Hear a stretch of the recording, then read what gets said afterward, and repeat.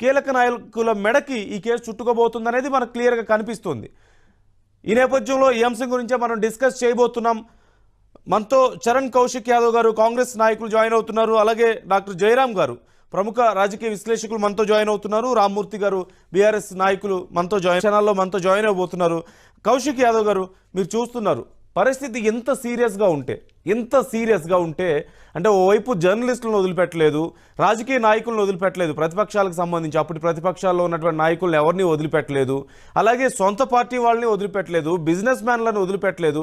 చాలా వరకు ఎలక్టరల్ బాండ్ల ద్వారా సేకరించిన డబ్బు విషయంలో కూడా ఈ ప్రోద్బలం ఉంది. అంటే ఇలాంటి విషయాల్లో వాళ్ళని కొంత బెదిరించో మభ్యపెట్టో కూడా డబ్బులు తీసుకున్నారు అనేటువంటి వాదనలు కూడా ఉన్నాయి.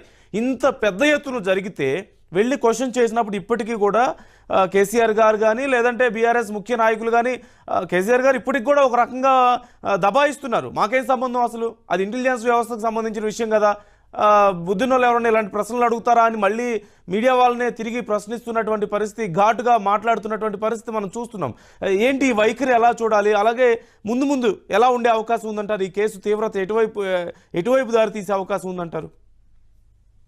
సార్, ప్రధానంగా కావాలనే దురుద్దేశంతో బీఆర్ఎస్ పార్టీ నాయకులు అధికారులు కలిసి ఆనాడు ఫోన్ ట్యాపింగ్ పాల్పడినట్టుగా చాలా స్పష్టంగా ఈ రాధాకిషన్ రావు గారు ఇచ్చిన వాంగ్మూలం కావచ్చు, ప్రణీత్ రావు గారు చెప్పిన మాటలు కావచ్చు, అదే కాకుండా తిరుపతి అన్న చెప్పిన మాటలు కావచ్చు, ఇంకా ఎవరైతే ఉన్నారో ఆ ఫోన్ ట్యాపింగ్ వ్యవహారంలో వేణుగోపాలరావు గారు కావచ్చు, అదేవిధంగా భుజంగరావు గారు కావచ్చు, వీళ్ళందరి సంభాషణలు కావచ్చు, వీళ్ళందరి స్టేట్మెంట్ చూసిన తర్వాత నాకు అర్థమైంది ఏంటంటే చాలా స్పష్టంగా ఇందులో అధికారులే కాదు, టిఆర్ఎస్ పార్టీ సంబంధించినటువంటి కేసీఆర్ గారు, హరీష్ రావు గారు, కల్వకుంట్ల కుటుంబం, అదే కాకుండా దీనిలో ఎమ్మెల్యేలు ప్రధానంగా కూడా కీలక భూమిక పోషించారు. ఎందుకంటే తెలంగాణ రాష్ట్రంలో మీరు చూస్తా ఉన్నారు, ఇప్పుడు కాంగ్రెస్ పార్టీ సంబంధించినటువంటి జువాడి నరసింహారావు గారి ఫోన్ ట్యాపింగ్ అయిందంటే, కాకుండా గువ్వల బాలరాజు గారు చెప్పడంతో మా కాంగ్రెస్ పార్టీ సంబంధించినటువంటి ఇప్పుడు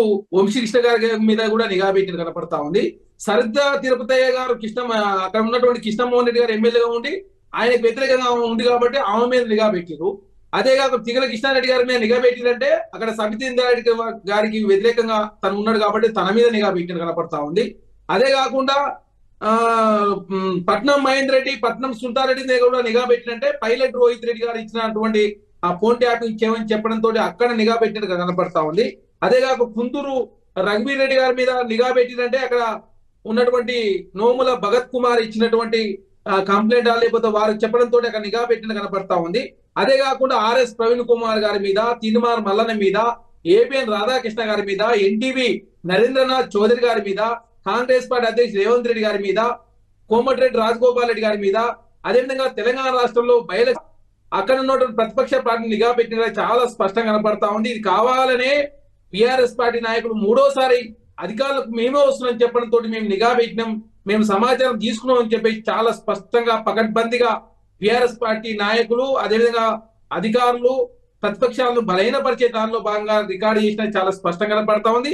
అదేగా తెలుసుకోవడానికి కొంతమందిని ఇక్కడ టీములుగా ఏర్పాటు చేసి తెలంగాణ రాష్ట్రంలో ప్రతిపక్ష పార్టీలు కావచ్చు, అదేవిధంగా ప్రతిపక్ష పార్టీలకు ఫండింగ్ చేసే సంస్థలను కావచ్చు, ప్రతిపక్ష పార్టీలకు సపోర్ట్ చేసే టీవీ ఛానల్స్ కావచ్చు, బీఆర్ఎస్ పార్టీకి వ్యతిరేకంగా తెలంగాణ రాష్ట్రంలో ఎవరుంటే వాళ్ళ మీద నిఘా పెట్టే ప్రయత్నం జరిగిందంటే టీఆర్ఎస్ పార్టీ ఆనాడు పకడ్బందీగా తెలంగాణ రాష్ట్రంలో మూడోసారి మేమే అధికారుల కోసం అని చెప్పేసి ఆ అధికార మదంతో మాత్రమే ఈ ట్యాపింగ్ చేసినట్టుగా చాలా స్పష్టంగా కనపడతా ఉంది.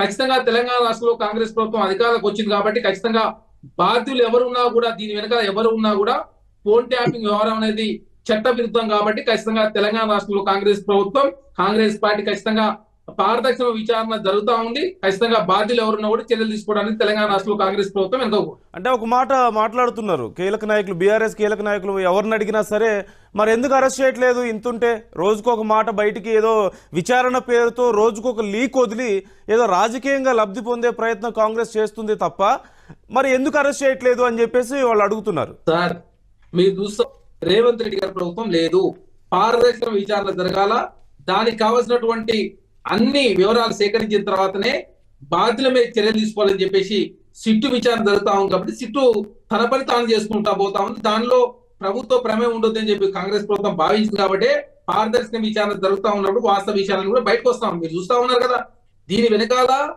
కల్వకుంట్ల కుటుంబానికి సంబంధించినటువంటి కల్వకుంట్ల కవిత గారు ఉన్నారు, కేశవ్ గారు ఉన్నారు, హరీష్ రావు గారు ఉన్నారు, సంతోష్ గారు ఉన్నారు.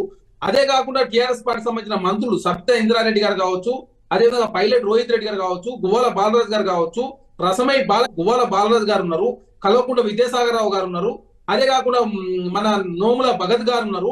అంటే టీఆర్ఎస్ అదేవిధంగా కుత్బులాపూర్ సంబంధించినటువంటి షంబిపూర్ రాజు గారు ఫోన్ ట్యాపింగ్ జరిగిందంటే అక్కడ వివేక్ గారు కంప్లైంట్ ఇవ్వడంతో వివేక్ గారు చెప్పడంతో మాత్రమే అక్కడ షంబిపూర్ రాజు గారు కూడా ఫోన్ ట్యాపింగ్ జరిగినట్టుగా చాలా స్పష్టంగా కనపడతా ఉంది. తీగల కృష్ణారెడ్డి గారు అయిందంటే సబితా గారు చెప్పడంతో అక్కడ జరిగినట్టు కనపడతా ఉంది.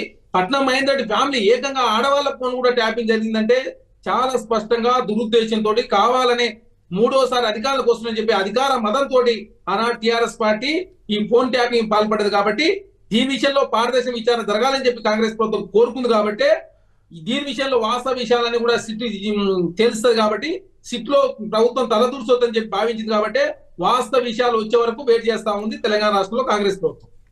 రైట్ మనతో రామ్మూర్తి గారు జాయిన్